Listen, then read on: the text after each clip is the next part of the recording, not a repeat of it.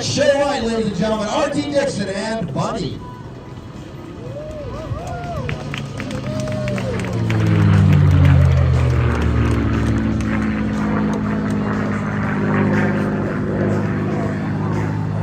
This aircraft was a gunnery trainer at Luke Air Force Base, then sold to Canada.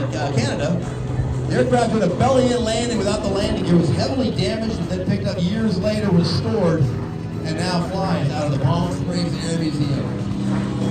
Like I said, Lieutenant Colonel Friend, Southern California, retired in the Southern California area. Unfortunately, Colonel Friend, the Palm Springs Air Museum has 40 World War II, Korea, and modern military aircraft. It's open 360 days per year. We're going to see an exhaust out the back of that radiator. Take a look at the radiator right there on the propeller. You can see it just about now. As the heat goes out the back, it actually puts out some thrust and almost completely negates the drag on there. It's called Meredith effect. 1943, some of the pilots got a 1-hour flight before they were told to take that aircraft into battle.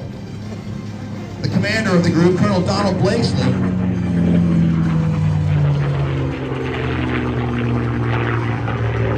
he told some of the pilots were to learn to fly, quote, on the way to the target. Quite a big difference than what we have today. The Mustang fuselage is assembled in 3 sections to improve access. Now, as R.T. Dixon brings the aircraft by here for the roll, R.T. grew up around aviation, had that path, that fork in the road going military or staying civilian. He did the civilian route, but stayed involved in aviation, and now he gets to pilot the controls of an 80-year-old classic P-51 Mustang. Buddy.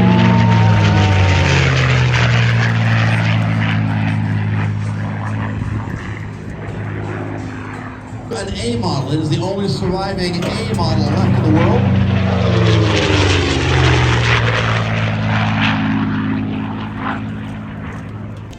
R.T. Dixon and Bunny.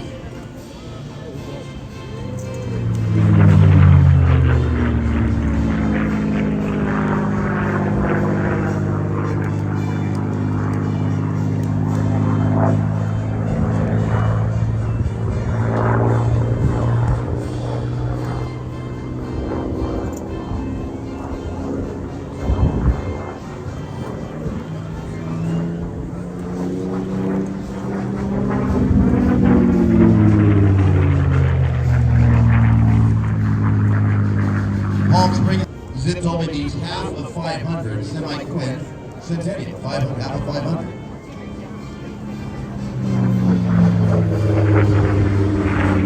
Good shot of the wing right there, that laminar flow wing designed in the wind tunnels. This was North American Aviation's first fighter.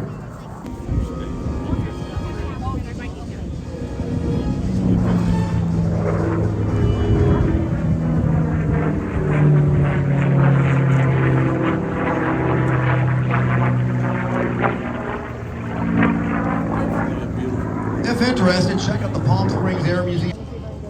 It's Buddy.